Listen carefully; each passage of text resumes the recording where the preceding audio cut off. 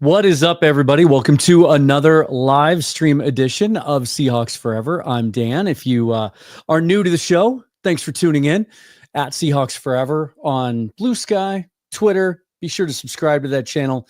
Hit the bell for notification of future episodes. Today, we're going to talk offense, which is a little unique in that usually when I have Griffin Sturgeon on the show, we've talked defense in the past because the defense required the most attention over the last couple of years, shall we put it that way? But now that things seem to have been solidified on that side of the ball, solidified for a good long while, actually, there's some remodeling being done on the offensive side of the ball. And, you know, Griffin, the way he dives into X's and O's and really studies things is something that I really admire and respect. And I love having on the show how he can take these complex ideas and concepts and break them down so that y'all can understand. I've learned a lot of football just talking to Griffin and his co-host on the Seattle Overload podcast, of course, Matty Brown. So we're going to be doing that today, and all during that time, we'll be keeping our eye on real-time news to see if there's any news today about potential offensive lineman signing with the Seahawks. Of course,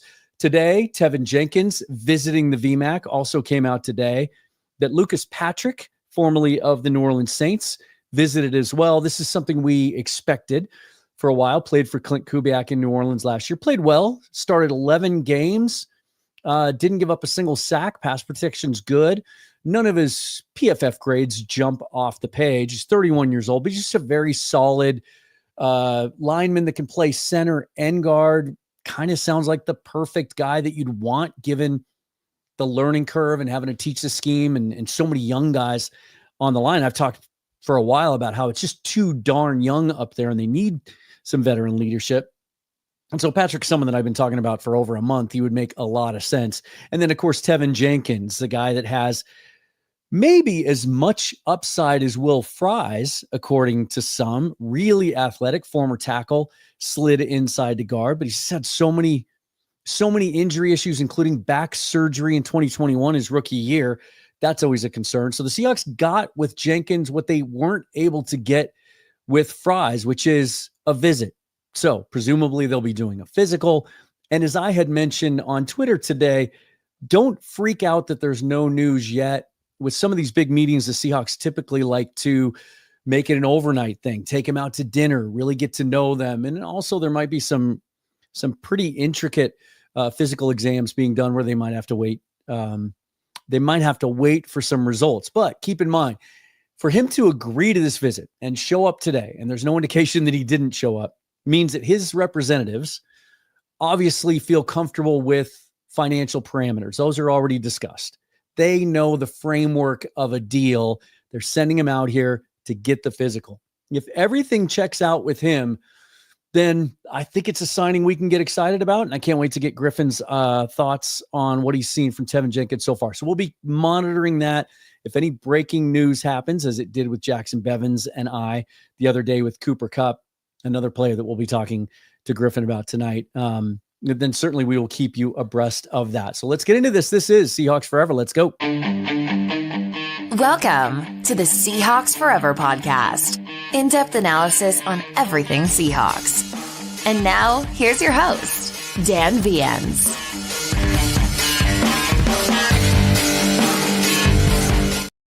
Here's something I want to do, you guys. If you haven't signed up for a membership yet, there's been some confusion. I've had people reach out to me about where do I find the link? And it's not the same for everybody. I was surprised to find that myself. Even as I went to some other people's pages, I was able to find it on some and not on the others. So I found the link that will take you to the membership sign-up page, and I embedded that down below in the description so it'll always be there. So you can check that out if you have any trouble or if it's not obvious to you on the page itself. And then also check the community page. I put a post up today with a poll asking what kind of members only content that you guys want. But one of the things is promise a shout out to the upper tier members.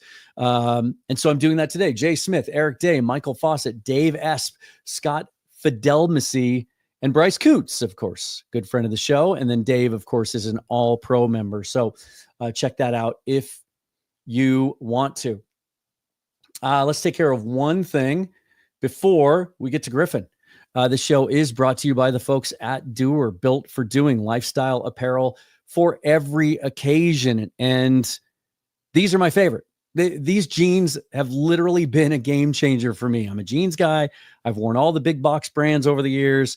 There's one in particular, very, very recognizable jeans company that I've worn for 20 years. Not anymore, because these things are frankly better. They're stretch performance jeans, 20% stretch in them. They move with you. They're light. They're versatile. They're breathable, but they also are tough. They're built for doing. And right now, if you shop at shopdoer.com, and that's spelled DUER, you will get 20% off your first order. If you go to shopdoer.com/forever, that's shopdoer, DUER.com/forever. All right, let's welcome into the show our good friend Griffin Sturgeon from the Overload podcast. Griffin, how are you, man? It's not like anything's been going on in Seahawk lately. You been keeping up? It's been all quiet on the Pacific Northwest front. Thanks for having me on, Dan. It's always a pleasure to come on and talk some ball with you. It's a crazy time, isn't it? Because each one of these moves that's happened over the last 9 or 10 days are all moves that we've discussed in a vacuum, and we've considered really going back, some of them 2 years, to have them all happen the way that they have, sort of this avalanche of change, in particular on the offensive side of the ball. As you know, it makes your head spin. Just kind of taking a look, though, as we're going to talk about offense today, at what's on hand already, understanding that we don't play tomorrow and that we have a lot of time left. The pieces that are currently in place, how close is this group on offense to looking like the one that can succeed running Klint Kubiak's scheme? You know, it's hard to say. You have a lot going for you. There's still a little bit of ways to go. You've got a quarterback, Sam Darnold, now, who at the very least, I mean, he fits, he works, he can execute a lot of the staple concepts. I think the big question there is what is the ceiling? There's a lot to unpack there with Sam, but at the very least, you're viable. Like right off the bat, you're viable with him. Jackson Smith and Jigba, I mean, could not have a better offensive coordinator for his skill sets, frankly. At least stylistically, you know, you're in that world. I mean, he fits slots right in, no pun intended. The Cooper Kupp edition is interesting, but I think what will really take this over the top to really get them to where Kubiak feels like, okay, I feel like I can go toe to toe with anyone, any defenses. Can they get a stud tight end in this room, in the tight end room? And I think that will lift all tides for everyone, for JSN, for Darnold, for Cooper Kupp. I think Cooper Kupp becomes more valuable to you if you get a tight end, so he can kind of be your second receiver, but your third most important target. And obviously we've got big concerns about offensive line, but I think they've actually got, even with having missed out on, say, maybe the premier names of this offseason so far, either through trade or free agency, not that they were going to be in any trade conversations, but there's still some options there, as we know. Tevin Jenkins, Patrick Lucas, who even he would be interesting. We still have the draft. And then there's the question of how many spots in the O-line do they exactly have to replace? That's kind of the interesting topic, right? Yeah. There's some incumbents with the new staff. So obviously, like the floor needs to skyrocket there. And I think it will. If I just had to guess, like I think it finally happens. But I really think throwing in a really good tight end, and there are a lot of them this draft, I think that could really make a big difference. It's a great overview, a lot to unpack there. So I'll kind of take him in order of sort of the priority that I think you presented. I'm intrigued by the fact that you think tight end is the biggest priority and not another complimentary receiver. We'll talk about that in a minute. What is it about? Is that a statement about what you think is lacking in Noah Fant, AJ Barner currently, or is it that they need another one to complement those guys? Well, you know, I'm pretty high on AJ Barner, and I don't know what that really means. I don't know what the floor ceiling is for him, but I like what little we saw of him, given where he was drafted. I think he's a good player, and I think there might be something there. Noah Fant, I mean, we know what Noah Fant is at this point. His skills and traits are still useful, but I don't think he's going to be. He's not transformative. And now, as a tight end group, that's still more than enough for Kubiak to run his scheme with, so he can function.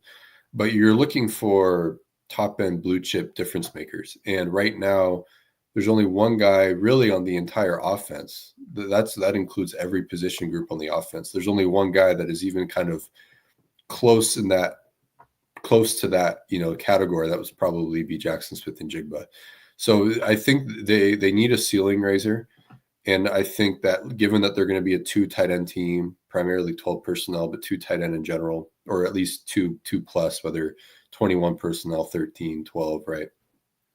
I think tight end just makes the most sense. It's the most efficient way of getting there, of one, allowing Kubiak to live in the formations he wants to live in, but then also just it's like killing 2 birds with one stone, a guy that can soak up a lot of targets and run a lot of the routes that Kubiak likes to scheme up. And I mean, really, if you think about it, Sean McVay has spent time 11 personnel and 12 personnel, right? When he's spending time in 12 personnel, one of his tight ends are running the routes that a lot of his slot receiver would run out of 11, right? So it's one of the tight ends needs to have the value to you that Robert Woods or Cooper Kupp gave the Rams for a period of time. So that's kind of how I look at it. But I do think tight end is really important here. Again, Barner and Fant are enough to make it work if you really liked the receivers, but I think that's placing too much stress on a 32-year-old Cooper Kupp right now. So I know we're 5 weeks out, but to this point of the tight ends that you've watched, which ones from this class stand out as the type that you're describing?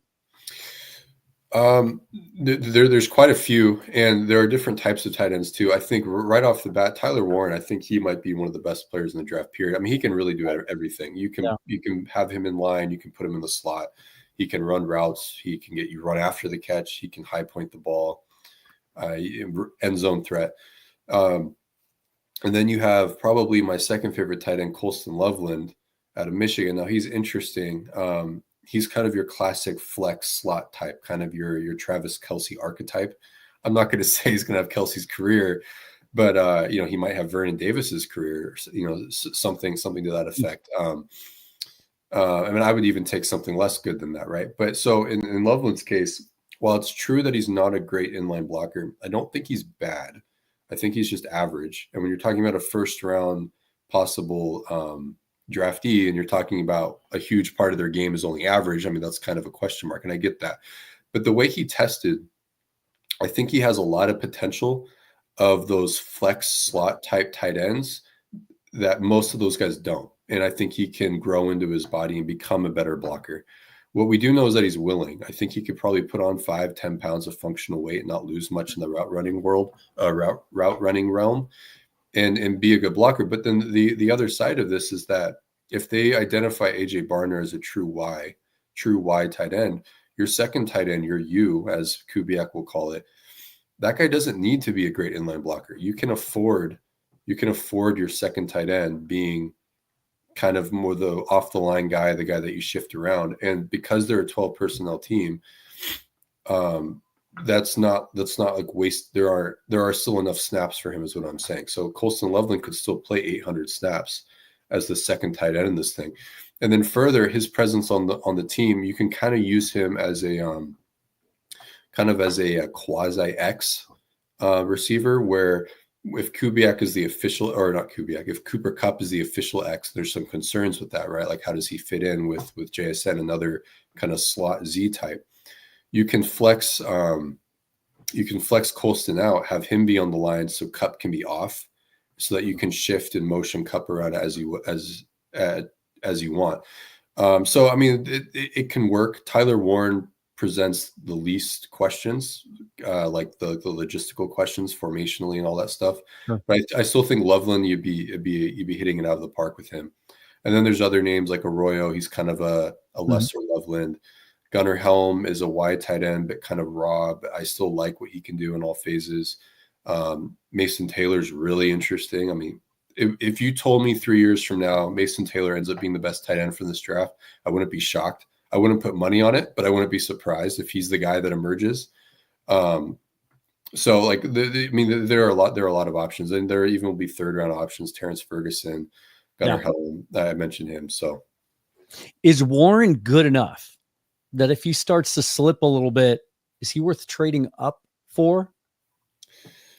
I'm not going to say no to that. If they want to do that, like, because that means they've identified him as their guy, right? If they're going to trade up for someone, you're already picking 18 and you want to move up to 12 or whatever, then that means they're really enamored with this guy. So then at that point, I wouldn't say no to it. He really is. I mean, very few prospects like him. I don't think he's going to be Brock Bowers, but he's a really, really, I mean, he's an elite athlete. I think he's an elite football player. So I wouldn't say no to that.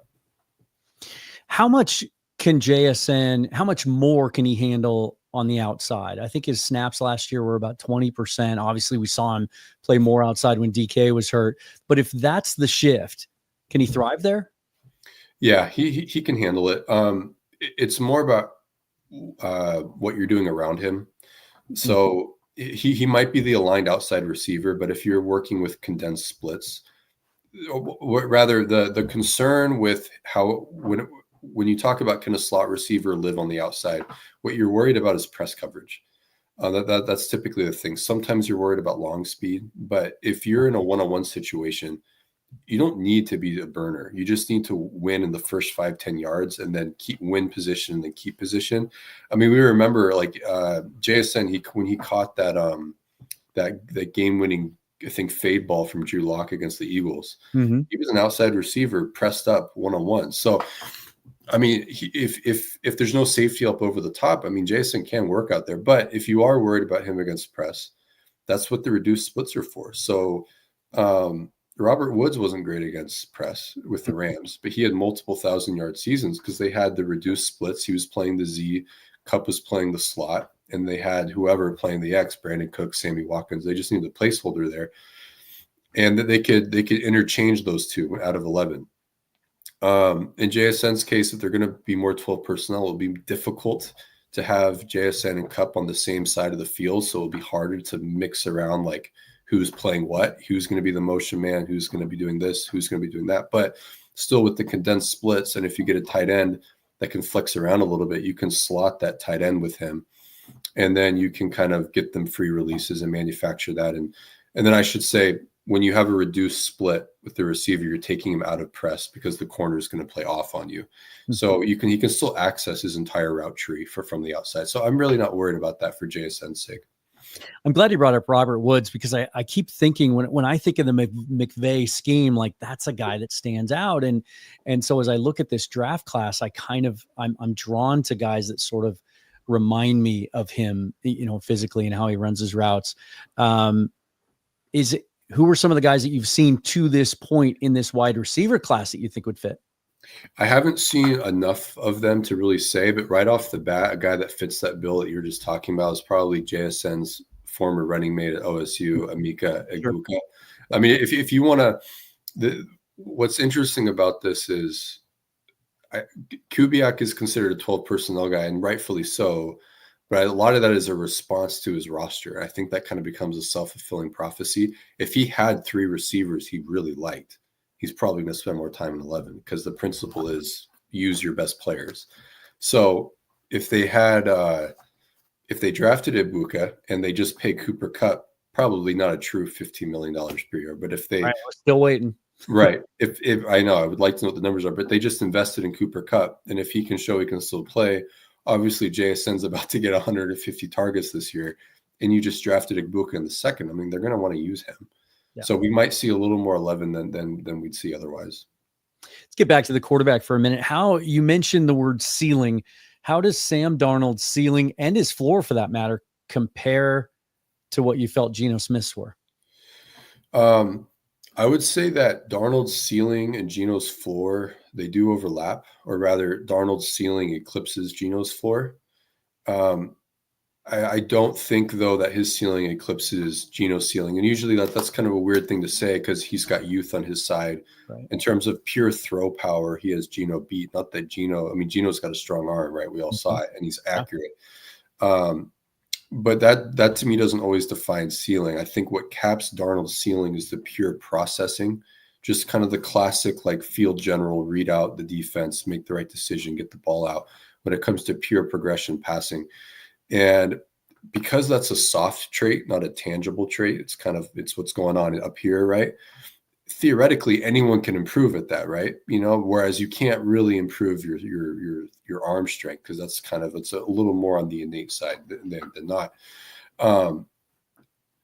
That's always been Darnold's issue, though, has been the mental side of the game. And so he has improved considerably. And I think this is more of a case of the Jets just screwed him up. So He's I think not the first. Right. Totally. Yeah. Yeah. We know that. So I think what O'Connell was able to do was that he kind of unlocked, hopefully, like a development curve. And hopefully the upshot of the pitch behind this is that Darnold is in the early stages of climbing that curve, and maybe there's more to unlock. I'm just not positive how realistic it is that he does improve substantially, especially away from O'Connell. I believe in Kubiak, but if I was Sam Darnold, I would have done everything I could have done to stay in Minnesota personally. I just think there's too much going for him there. And I think this is a little bit of a risk, kind of leaving home, so to speak. So, but a way to capture what I'm saying is I could sit here and tell you what I think I see on tape, right? But anyone could just say, I see this, I see that. I think there are statistical ways to kind of capture this. When it comes to the progression passing, the processing, like I'm talking about, there's play action, which you can look at, and that's something that Darnold does really well. But then when you eliminate play action, you eliminate, say, shot plays, whether it's play action or not, you just look at what are his whatever numbers you like, EPA, adjusted net yards per attempt, success rate on pure dropbacks on air yard attempts underneath 20 yards, just for example. Out of 32 quarterbacks, he ranked 22nd this year. If you don't want to look at it through that lens, you just want to look, how does he do out of shotgun? Because that's when you see more progression passing, just shotgun period. His success rate is 23rd. If you just want to look at, okay, don't look at shotgun, look at all stats against too high zone, cover 2, cover 4, cover 6, he's 24th.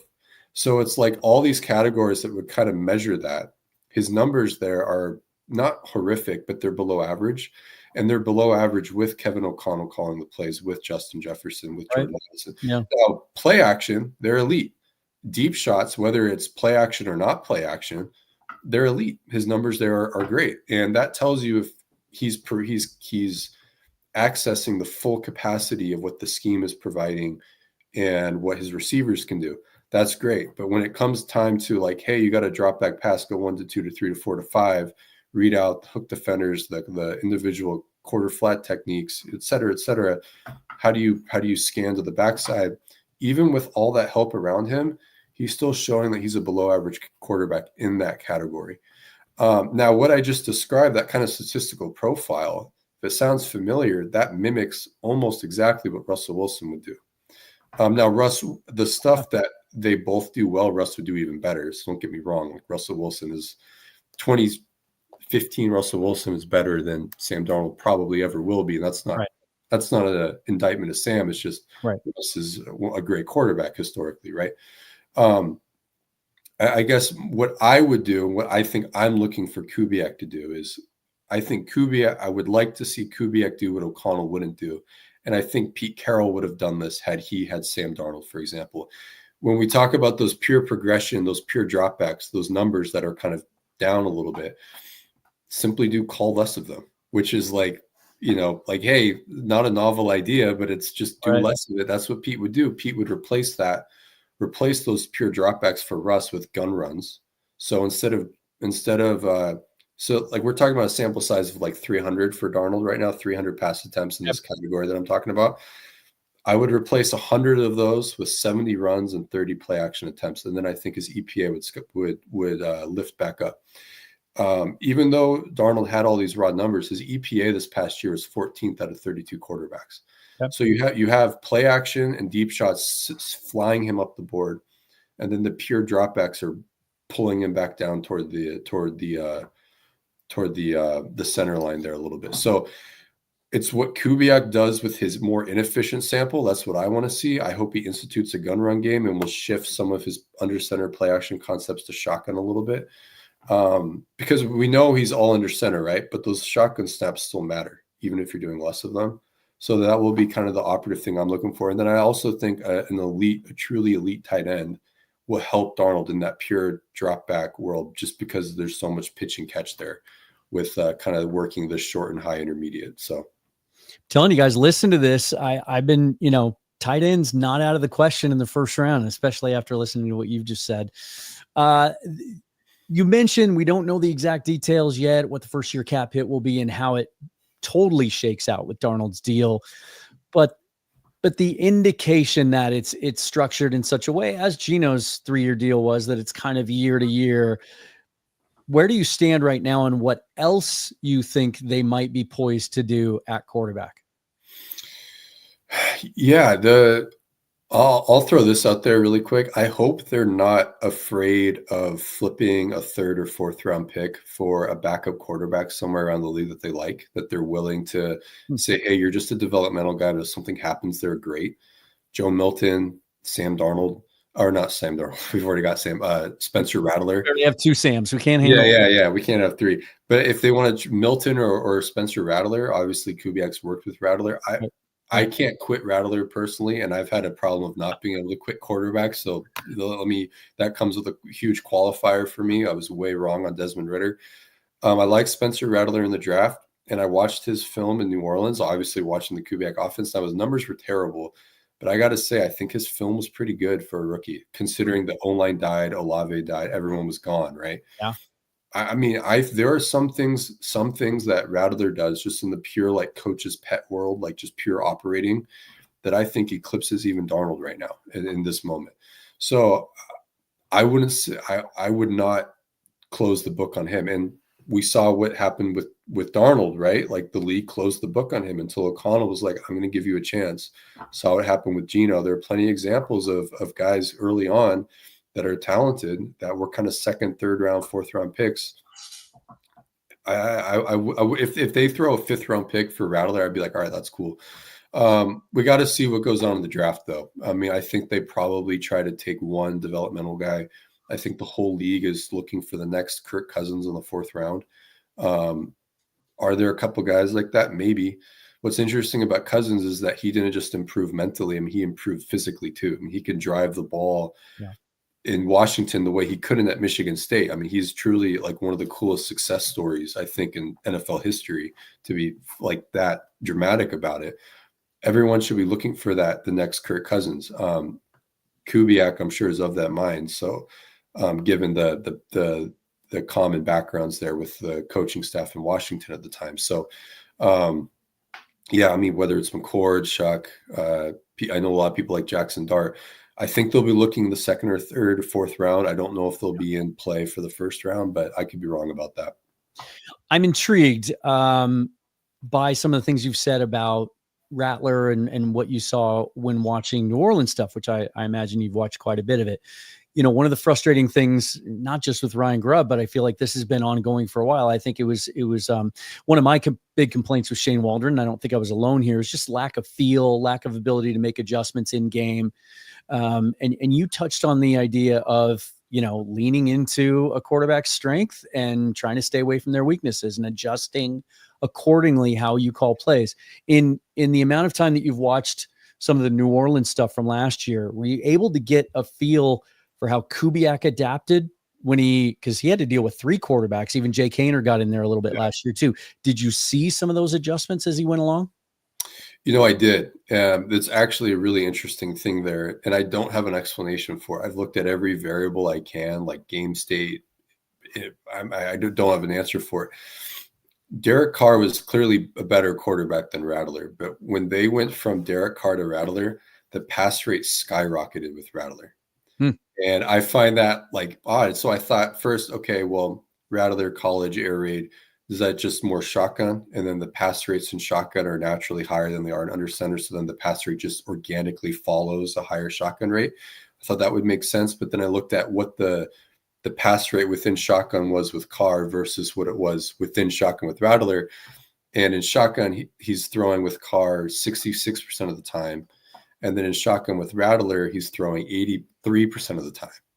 So I'm like, what's going on there? That was what was starting to sell me on Rattler, because it's like, oh, this guy can handle all the checks. He can read defenses out. I'm going to say he can even do it better than Carr can. Hmm. His problem is that he gets a little too brave at the wrong time, throwing balls he shouldn't, but like he's trying to get extra credit when it's like, dude, just take the B+, type of thing. And that's where, like, I mean, I wish Kubiak almost could have stayed in New Orleans to see what would have happened with Rattler, because he clearly had bright ideas with this guy. Whereas with Carr, he was like, look, I'm just going to run the safe offense with you, deep shots. We're just going to play, ball possession oriented offense. We're going to run the ball. And Carr executed well within that. He didn't do anything special. But so there clearly is an idea of, I'm going to adapt to my quarterback skill set. I am curious to see what he does with Darnold there. And I don't know what that will be. I suspect it will be run heavy. I don't think he's going to air it out with him like he wanted to with Rattler for whatever reason. But I think he'll identify, if you look at the drop back sample for Darnold in Minnesota, if you identify what he does do well within that sample, I think he'll try to take that and blow it up a little bit and then cull from the sample the ones that he doesn't do quite as well. So maybe more half field reads to keep his eyes on one area of the field, and then have his backside reads when it is full field, kind of more consistent type of routes that you can see. I think you don't want him throwing a bunch of backside dig routes, primarily because you don't know what his eyes are going to scan into and what kind of decisions he's going to make. Is he going to be throwing blind into coverage? Maybe give him like backside whip routes or backside shallow routes to keep it a little more high percentage, you could say. But I am curious to see what that journey, that kind of coordinator quarterback journey, will look like there. Definitely. I'm going to go to some of our questions and comments. Kevin Mullen, thank you for the super chat. Asks K9's impact in this offense. Let's talk running backs here for a minute. Is it Kamara light of these? And I'll say three running backs, because we finally saw Kenny McIntosh get some meaningful carries late last year. Assess those three guys, Charbonnet, Walker, McIntosh, and how each of them fits in a wide zone scheme. Yeah, so Kubiak's brand of wide zone, outside zone, he is like Shanahan from a few years ago, where he's really trying to get front side, get outside the play side tackle. And that contrasts with McVay and kind of like the Callahan O-line group, where they kind of said the front side, the bounce read is dead in the NFL. The athletes are too good. They set the edge too well. You're not going to outrun linebackers consistently to the front side C or D gap. Just forget about it. We're all about the cutback. So if you remember Todd Gurley, like Todd Gurley is just cutting right up the middle. Even though it's outside zone, he's hitting the backside A gap, like in so many of those runs. If you watch the Saints, sure, sorry. I said it killed us. Oh, yeah. If you watch the Saints with Kamara, now Kamara is such a good back, he can do anything. If the cutback is there, he'll find it. But Kamara is getting front side. He's popping outside runs. No one wants an excuse to bounce the ball more than Ken Walker. Like, he likes to dance around. So he's in a very Ken Walker friendly scheme, where it's like, hey, your inclinations to get outside, we'll give you every excuse to get outside if it's there. So like, you're a kid in the candy shop.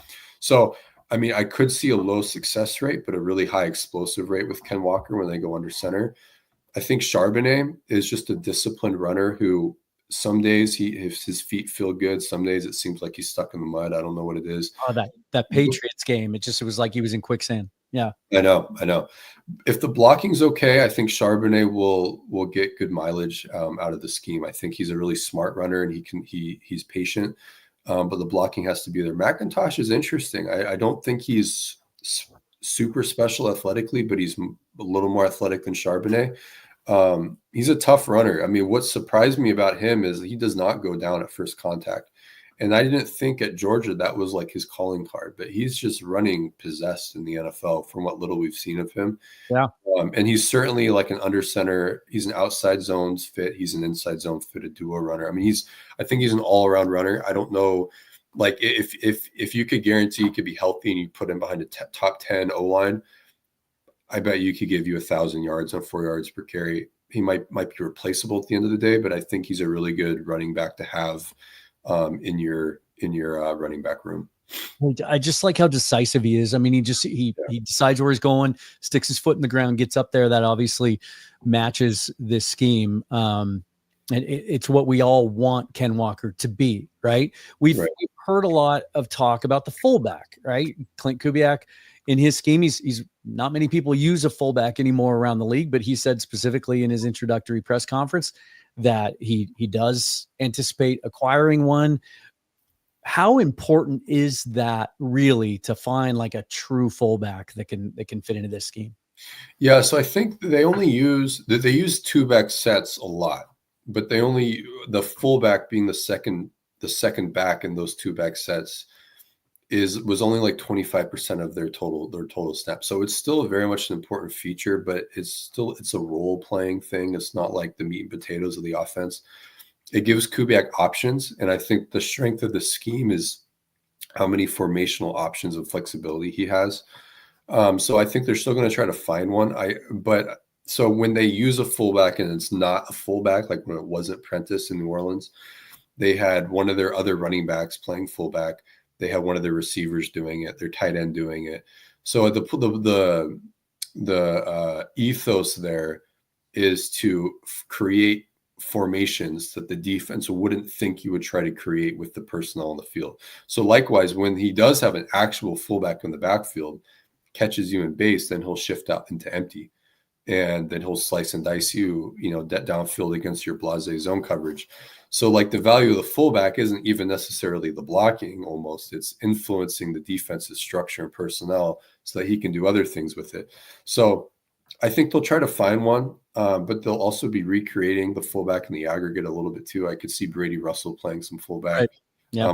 I could see Charbonnet playing actual literal fullback, like lead block.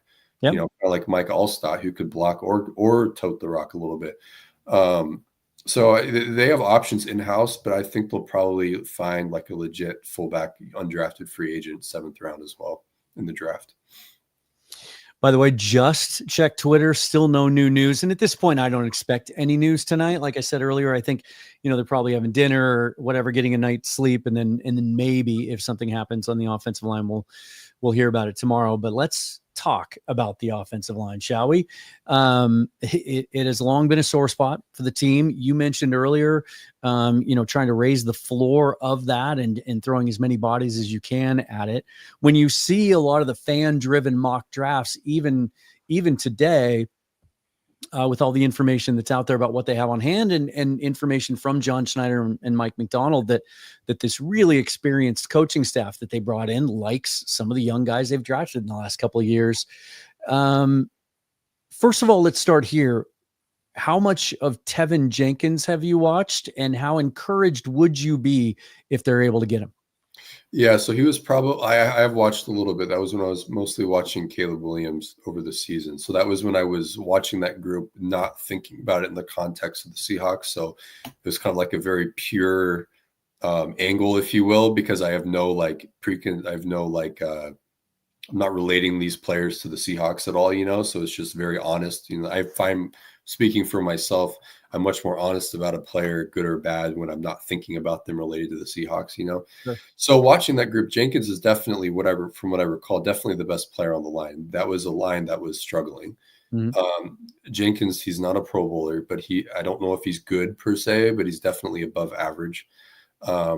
He's a different style player, but he's like Damian Lewis to me in terms of value.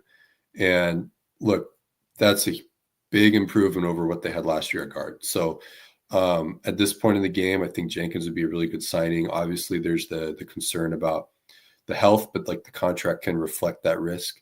They're not hurting for cap right now anyway, so I don't think we need to worry about it too much. If they overpay for him, whatever, like I'm not going to care. Like you got to get someone in the building.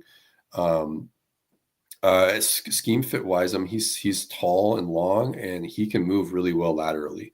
That definitely fits with the scheme. He understands kind of like tempoing those combos with whether the tackler center when he's comboing a guy. And Kubiak runs just enough duo that you need your guys to also be able to get like vertical downhill displacement on guys. And he can do that fine. He's not like a monster, but I mean, it's passable. Protection. What I remember, like when he was banged up, he's one of those players where if he gets nicked, his protection tends to like fall in the gutter. But if he's completely healthy, not on the injury report, he's solid. And I think that's, again, I'll take solid. There are some players that can be hurt and their play doesn't regress, but I think 6'6" body, he can be hypersensitive to this or that. Especially with back issues. Yeah. Right. I mean, maybe he should have sat out a couple of games that he didn't, just for his own sake, but credit to him for trying to get out there. If they do end up bringing him in, I think that was a pretty good move they can make at this point in the process. And then Lucas Patrick, I've compared him sort of to Evan Brown, like a guy that you probably don't want to be your full-time starter, more of a depth piece that can move around, play center or guard. Or am I wrong? He started 11 games last year, I think, didn't give up a sack for the Saints. Is he a guy that could potentially be part of the mix to get one of those spots? Yeah. So, I mean, if he ends up starting, I'm not gonna bemoan it. I thought that he played well in New Orleans last year. I don't think his backups played really any worse than him, but I think that speaks to how good of a coaching staff Benton and Kubiak were. I was actually really impressed watching their O-line, because that O-line got slaughtered, like with the injuries. Yeah. And the run game remained top 10 throughout the whole season. That's something that, even as the passing game regressed, and the pass protection did regress, but the run blocking remained good throughout all those injuries. Through every phase, they're top 10 in EPA and success rate and everything. So I think that's a credit to the coaching staff. And if it's enough to be like, hey, yeah, we liked Patrick in New Orleans, bring him here, I think that's a good sign. And if they can recreate the play that he had in Seattle, if he ends up being one of the starters, I mean, I think that's totally fine. Would you like to do better? Sure. But he's still better than Laken Tomlinson. He's probably a bang average player. And if you can get a bang average player and then improve at center, draft a stud right guard or whatever, I mean, if that ends up being how it shakes out, then that's fine, probably. Patrick, better choice for them right now than Garrett Bradbury at this point in his career? I would say so. I'll just be honest. I'm not that impressed with Bradbury. I don't think the protection's there. He can kind of fall apart. The run blocking's okay. Obviously, he knows the scheme and the language, but so does Patrick if they want to. Because that's the other thing with Patrick. He can play guard or center, as we know. And I think Bradbury at this point is center only. So. What about what they have on hand? We keep hearing about how John Benton and Rick Dennison, they love a bunch of these guys. And I've been trying to tell anyone who will listen that, like, look, everybody wants to throw the whole group out and redraft it this year. Well, you're going to be getting prospects that are very similar to some of the young guys that they brought on the last 2 years in the last two drafts. What about the inventory that they have on hand is most appealing to you, guys that do and don't fit? Personally, I'll plant my flag on Oluwatimi. I think when he played last year, I was impressed. I thought it was actually good center play for the 3 or 4 games that he played. And he can move well enough. I definitely think that. I mean, Michigan, they did use outside zone some, and he looked fine there. He made some. What I look like, my personal litmus test is like, hey, what can a center? What's their like peak capacity when they have to reach a 2-eye nose tackle? So when the nose tackle is aligned on the inside shoulder of the guard as opposed to the outside shoulder of the center, it's simply more distance to travel, right? Oluwatimi, I think against Green Bay, he reached their 2-eye like 3 times in a row, and that's hard to do. Seal them off. I mean, if that's not lateral agility, then I don't know what it is. Is that Kenny Clark? It might have been Clark. Hold on one second. I'm going to pause. I'll be right back. Sure. Yeah. Just another reminder, you guys, to subscribe to the channel, and all the other ways that you can support the show are down below. Also, stick around because I've got, it's mock draft Monday. I usually do mock drafts on Monday. Not going to do a live one today, but I did put one out yesterday that's gotten so much attention and so much engagement and interaction from you guys. I'll put that up when we're done with our interview here and get some of your thoughts, but also want to get Griffin's thoughts on it as well. So we'll at least get a mock draft in to the discussion today. Let's see what we have here from the viewers.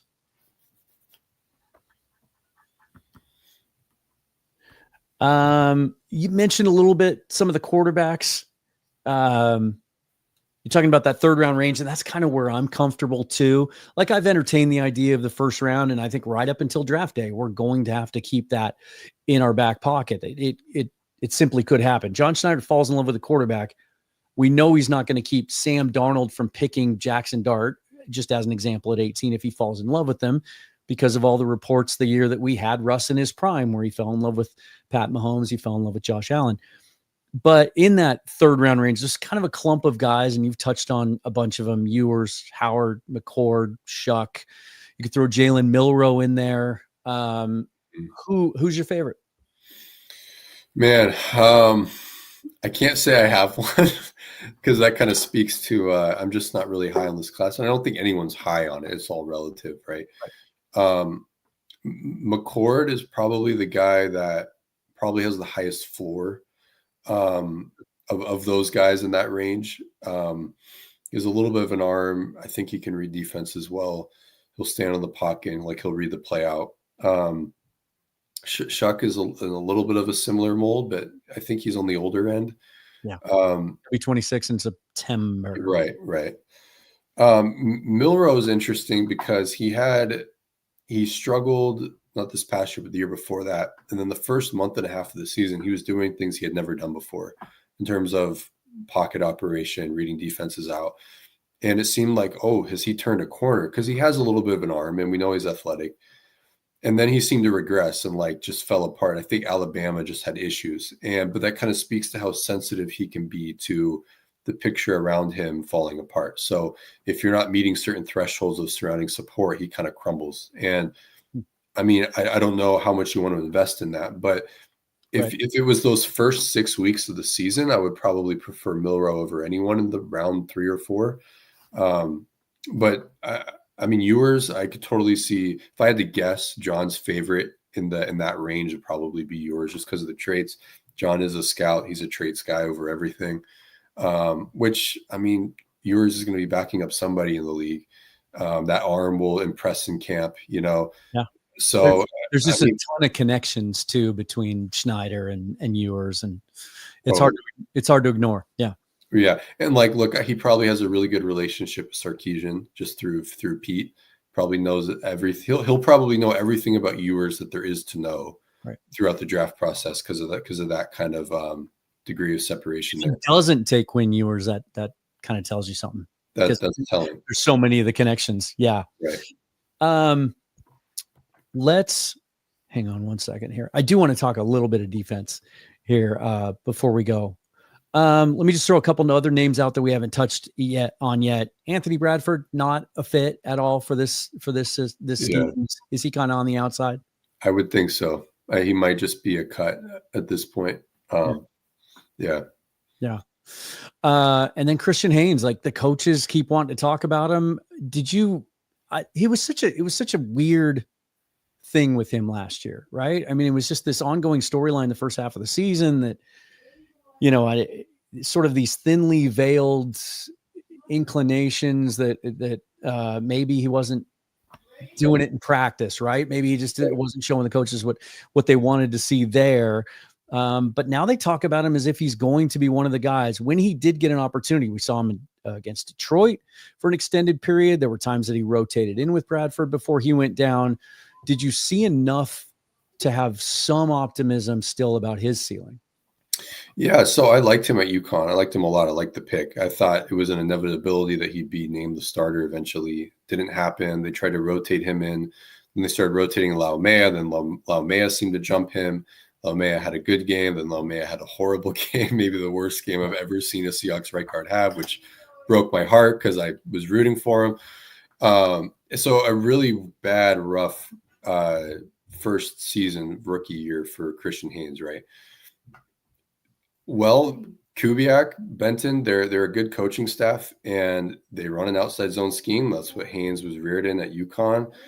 And I can tell you that the Connecticut staff is very happy that they hired Kubiak in Seattle. They think that's going to resurrect Haynes, and it sounds like the staff actually likes Haynes. That's kind of another grapevine thing there. So I'm all in on the idea of Haynes developing, and if he ends up being the starting right guard, I wouldn't be shocked. I still think Haynes' presence on the roster shouldn't stop them from say they sign Jenkins and then say the centers figured out between Olutimi and Sundell. At that point, like you only have one vacancy. Right. It could be Haynes, but I'd be gung ho on that idea, but that he still shouldn't stop you from drafting whoever in the second round or the first round even. But I do think that if Haynes develops, it's with his staff. I mean, he still has a pedigree. He's still working with a lot of tools. Maybe his body just needed to catch up to NFL speed. I don't know. It wasn't the right scheme. I think the coaching was a little bit of a mess last year. So happy to hear you talk about that concept of just continuing to add, because it's like I've used the analogy before of where the defensive line was 4 or 5 years ago, where they just could never get in front of it. They were just chasing it the whole time and having to make some of these desperation moves at the deadline and trading for guys. And then they let them walk, and they had some draft misses, obviously, there as well, where it feels like, especially given the scenario you just laid out, let's assume for a moment that they lock up both the guys that are visiting today or have visited today, Tevin Jenkins, Lucas Patrick. Don't stop. Still draft a guy with one of those top 92 picks, which they have 5 of those. Mm-hmm. Now, which leads me to this, and I know what one of your answers is going to be, because you've been very outspoken about a particular offensive line prospect today, but who are your favorites?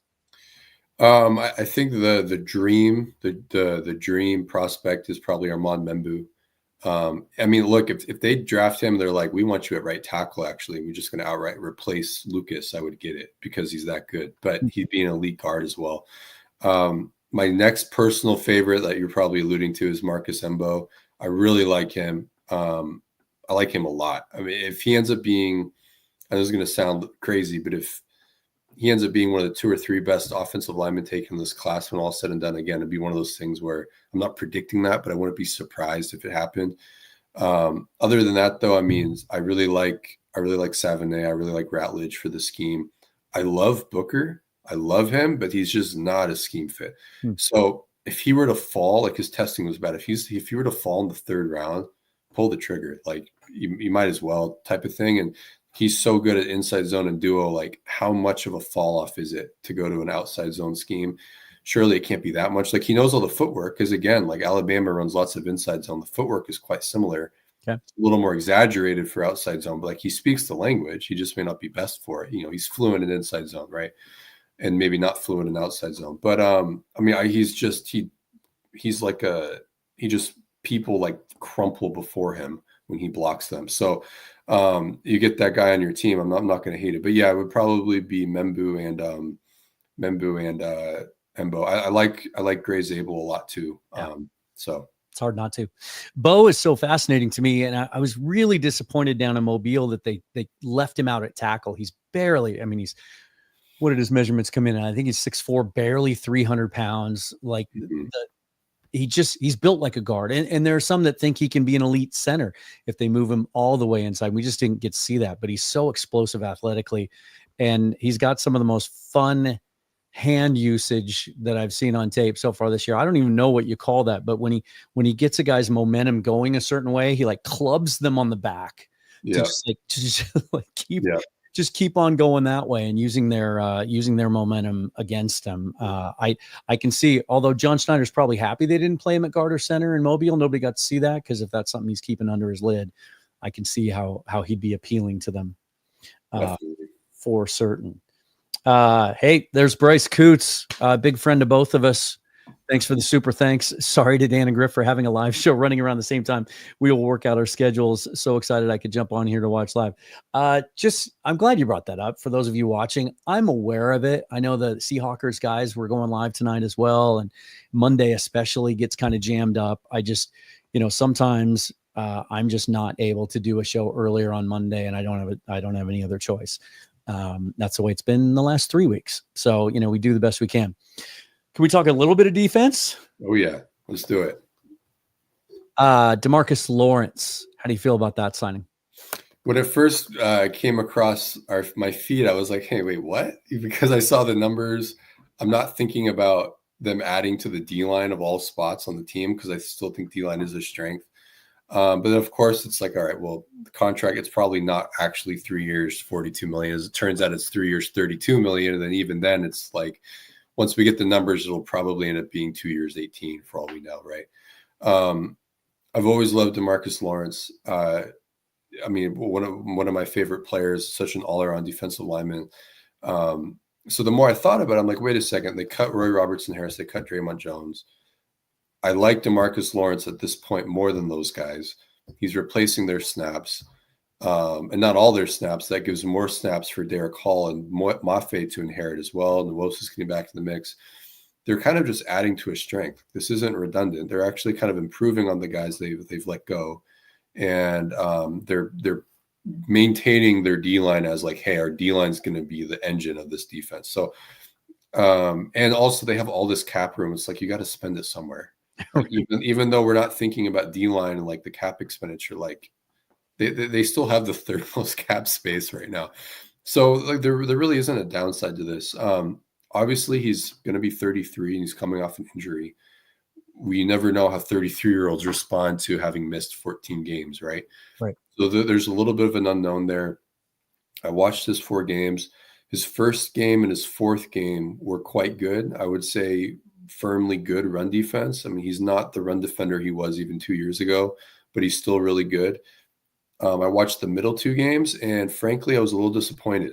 I think the Saints and the Ravens kind of kicked his butt a little bit. It could have been one of those things where the injury was mounting and it was going to pop, and then it popped type of thing. I don't know. But then the Giants game, which happened after those 2 games, I mean, he was kicking butt the whole game. So in the run game arena.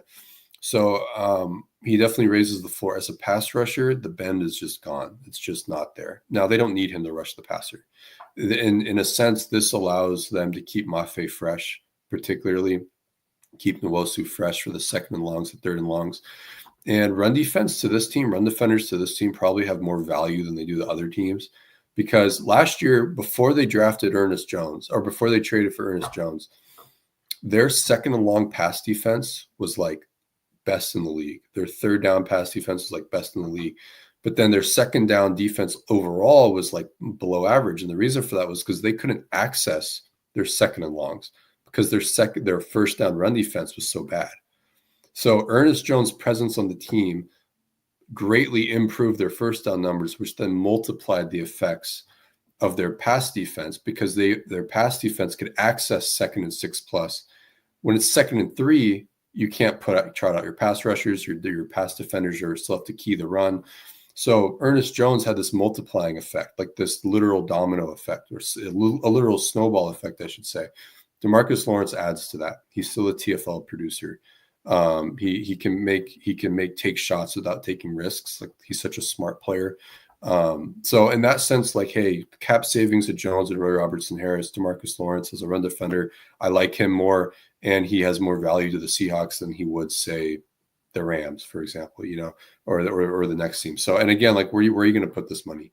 So It's really, I just think it's a cool signing, nothing major, not a lot of risk to it, really.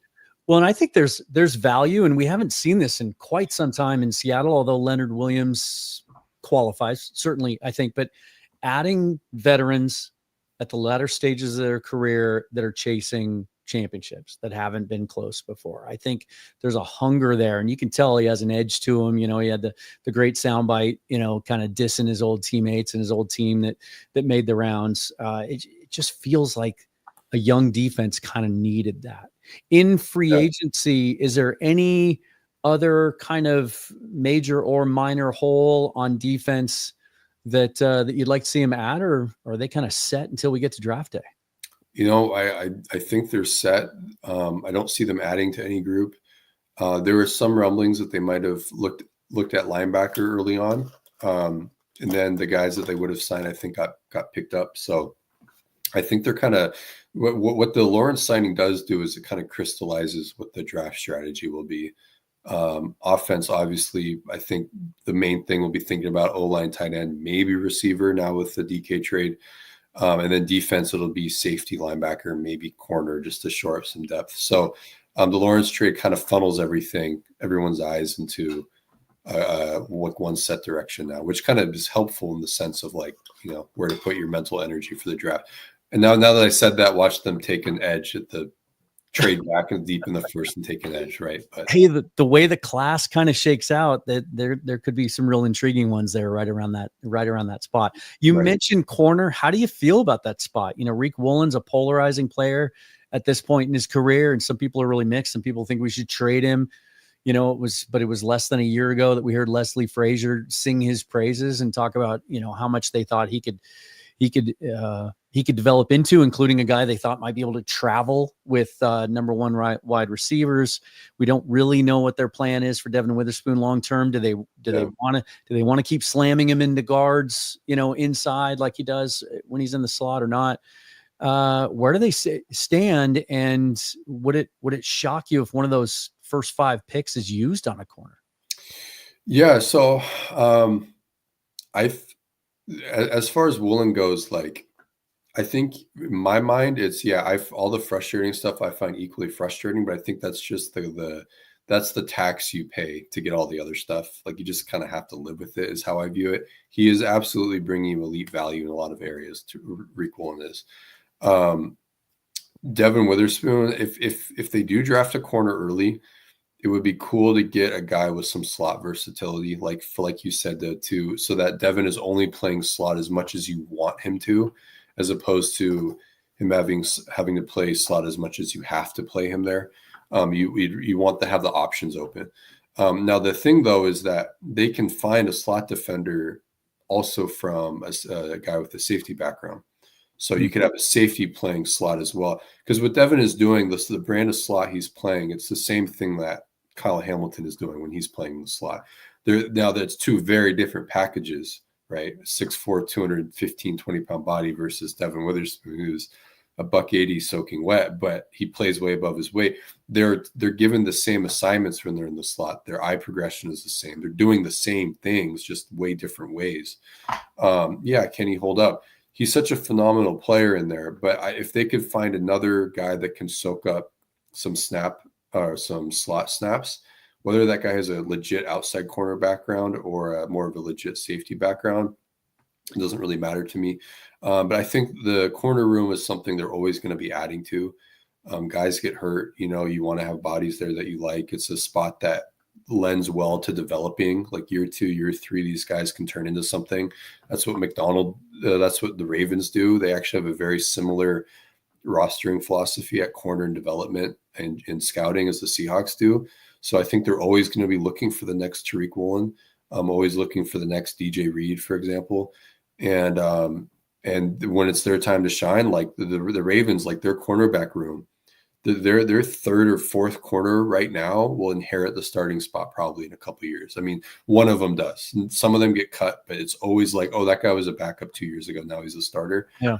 I think they have the same mindset, and obviously they'll have some contract decisions, even if they really like Witherspoon and Woolen. Like there will be something, you know, we just saw Stingley's deal today, right? So yeah, massive. My goodness, why the $1 million wasn't guaranteed? That's the only thing I can't figure out about that one. Is a bizarre structure. You did mention that, you know, perhaps safety could take care of some of those slot responsibilities, which brings me to the guy that seems to be the most favored draft prospect among Seahawk fans at the moment. They just cannot get enough of Nick Emenwari from South Carolina because he's comped to Kyle Hamilton. He's comped to Cam Chancellor because he's 6'3" and 235 pounds. Is his game similar to those guys? Where do you stand on him as a prospect? Excuse me. Well, there's definitely overlap, but I need to watch more of him. I worry a little bit about the change of direction. I think he could be a little bit of a linear athlete, and he could fit in the slot quite well, but you want him to be able to do other things. The value of that player is not just, you know, the ability to do this or that, but it's the ability to do all of it well. And I think he's a little bit of a project. I would be cool with him in the 3rd round, but I wouldn't personally, I wouldn't prioritize him super highly. Now I need to watch more of him to be honest with you. I don't feel like I have a really good beat on him, but there are some safeties in this class that I think Macdonald will be all about.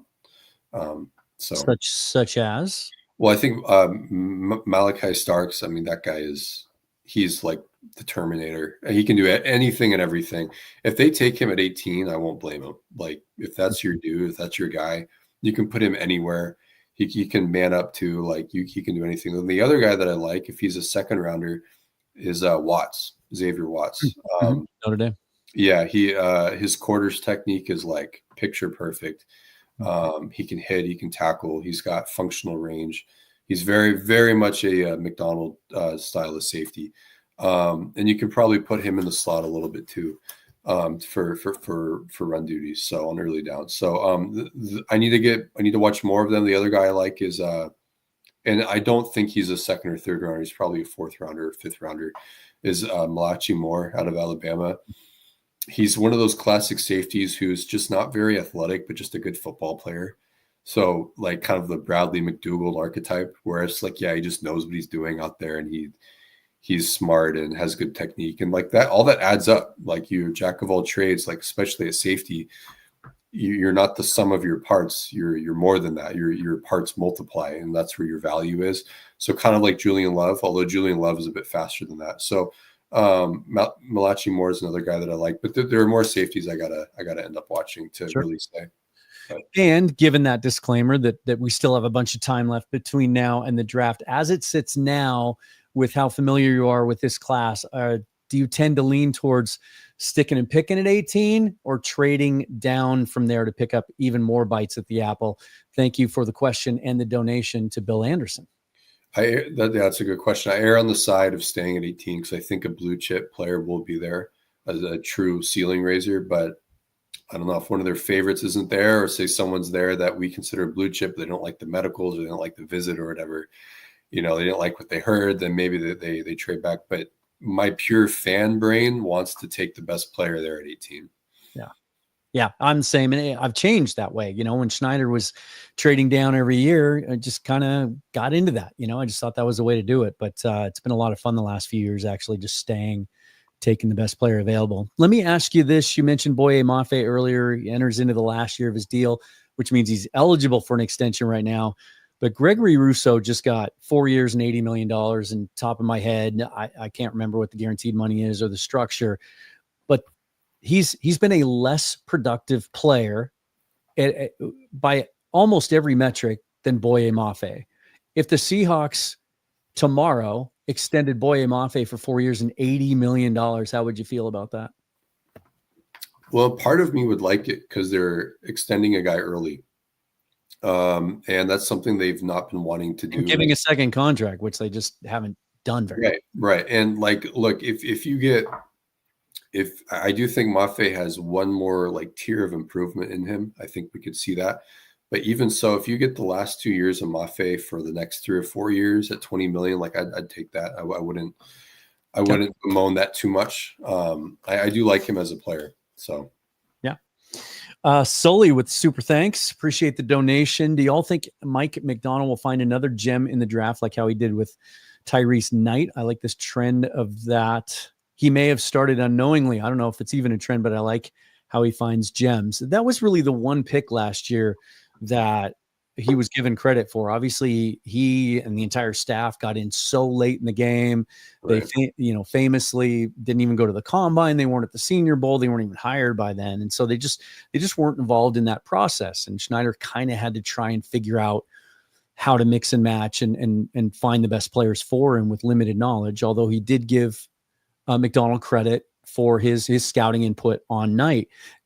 So let me ask the question maybe in a little bit different way. How much differently do you expect the results of this draft to look because this staff and Mike Macdonald now have been here for an entire year? Yeah, I imagine that the relationship between the scouts and the staff, they're probably more aligned than they were. Probably know exactly what they need. And I bet you that the LB, the linebacker exodus in the middle of the season, that probably stirred some things up. And so I'm sure if I had to guess, there's been some pretty, you could say, thorough conversations between the scouting department and coaching staff about like, what are we actually looking for? How do we need to re-gear? Schneider said the same thing about Benton. And if for the sounds of it, it sounds like Benton is going to be heavily involved with with personal acquisition, or rather like his voice will be heard, Yeah. type of thing. So I'm sure that will be similar on the defensive side of the ball. So yeah, I mean, I think we'll see Macdonald's fingerprints on these picks a little bit more than maybe we did last year. Right now, Drake Thomas is their third linebacker. Do they need to upgrade that spot? I would try to. If anything, because Macdonald actually likes to use a third linebacker in some of his stuff. I mean, he used Malik Harrison. I think he played like 40%, maybe 30% of the snaps his final year in Baltimore, where it's kind of like an on-ball Sam, like Bruce Irvin-esque, O'Brien Schofield-esque, where it's just run duties and coverage. Like obviously those two guys could rush the passer a little bit, but I think he'll be looking for a third linebacker as well. And I was way wrong on Tyrese Knight. I thought I had him as an undrafted free agent.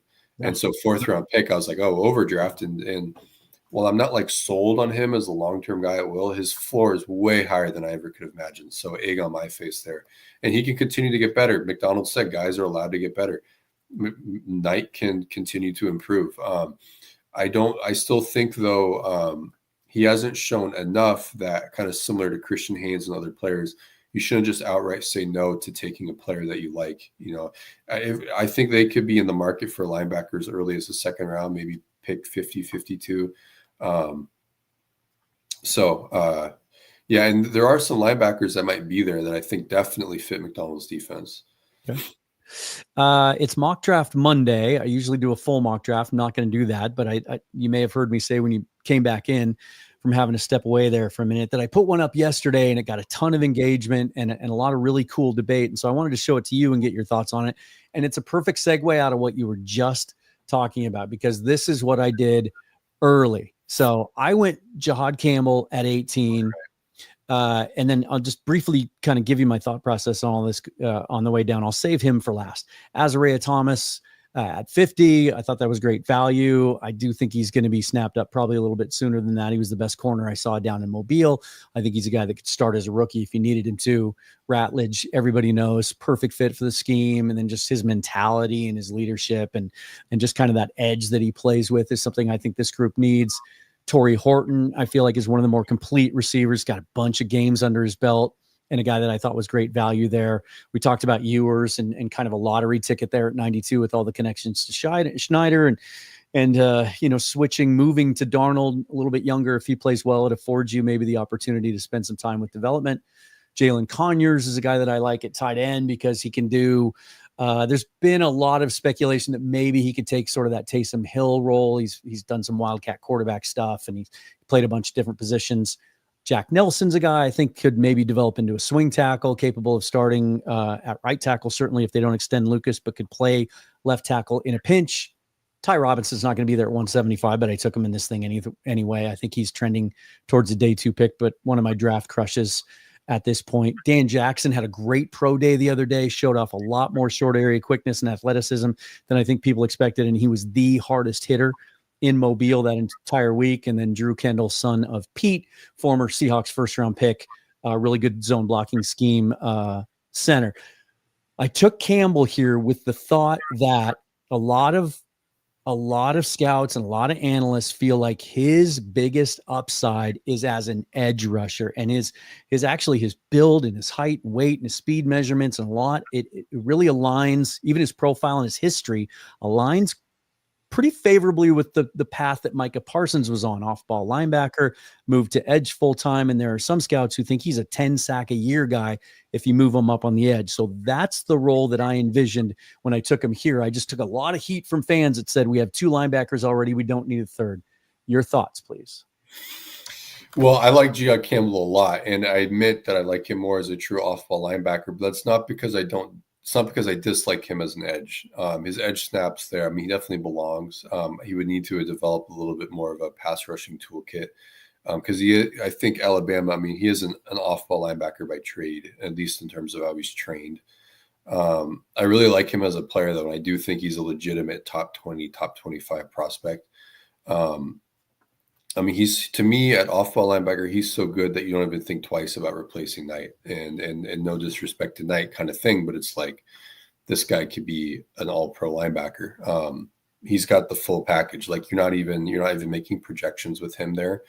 Now that said, there are in nickel, some team, it's hard for teams to live like in a 5 down front in nickel. And there are some, and one of the reasons for that is because they just don't have the body types for it. Campbell is one of those guys where you can spin him down and have him play legit on ball outside linebacker from the same 4-2-5 nickel personnel, where the Jones kicks in to the A gap, and then you spin Campbell down to, the weak side outside linebacker spot on the line of scrimmage, and then you kick in, say, I don't know, Demarcus Lawrence in the 3 technique, which he's played a little bit of 3 technique with the same personnel. You can put him on the edge. So there is, I guess what I'm saying is there is a reality where you can get the best of both worlds with Campbell. He does have that flexibility as a player, and that also affords the scheme a lot of flexibility. Now, Jalen Walker's a guy that has a similar profile. And some people think he's not the best off-ball linebacker. Maybe he belongs up on the line of scrimmage. Which of those two do you prefer? Walker versus Campbell. Right. If I'm looking for an edge, I'm going to err on the side of Walker. If I'm looking for an inside linebacker, I'd err on the side of Campbell. Yeah. Awesome. We got some gift memberships handed out by Dave. Thank you, Dave. Always such a great supporter. Really, really appreciate that. Appreciate that. And you guys, as I said, go after you're done watching here, go to the YouTube channel. If you haven't subscribed, definitely do that. But there's a poll that I put up asking what kind of content you guys want to see. That's members only. Really want your feedback there, and we'll start doing more of that as we move forward here. Appreciate that, Dave. So, final question: if the draft was today, who do you want at 18? Tyler Warren. There you go. And there's a lot of guys, but if I have to pick one, Tyler Warren. Do you see a world where that happens, where maybe the rush to where everybody jumps on this whole Philadelphia Eagles thing and the strength of this draft is trenches, and so that's where the run starts, and maybe he does get pushed down? Or are we living in fantasy land? If it was 2 years ago and he's coming out, he probably gets picked in the high teens. I think he goes in the top 15 now, though. Okay. Yeah. But Loveland, it's interesting. He's got the shoulder thing, and it doesn't sound like he will even be ready week 1, like rotator cuff surgery. I think it sounds pretty significant. And so maybe that has him there at 18. And I bring that up just because based on what you said, it sounds like he could very much be in play if they value that skill set. Yeah, it could be. And, the thing with tight ends is, even though I like those two guys the most by quite a bit, it seems like with rare exceptions, the best tight end of every crop is like a random third rounder, that just seems how it goes. Even if Loveland and Warren are better, it's not the craziest thing in the world for Taylor, Helm, Arroyo to be 80% of those two guys if they emerge. Because if Loveland and Warren weren't in this draft class, people will be talking about how Arroyo's the next this and Mason Taylor's the next that, sneaky pick in the second or third round. And they might be right to say that, Yeah. It's just that Loveland and Warren, their package is just so obvious of what they are and what they can be. Gotcha. Well, Griff, hour and 20 in the books. Felt like 20 minutes. Always good to have you on and get your insight. I'm sure my viewers loved it. A bunch of questions here left unanswered, but it's always nice to leave them wanting a little bit more and save some of those for another live stream, right? Parting thoughts. What do you have going on this time of year, kind of carrying through draft season now with you and Maddie over on the Overload? Yeah, my bud Maddie F. Brown and I over at Seattle Overload. We right now this time of year we'll be breaking down the free agency stuff just like you and the Seahawks community, Seahawks Twitter podcast community.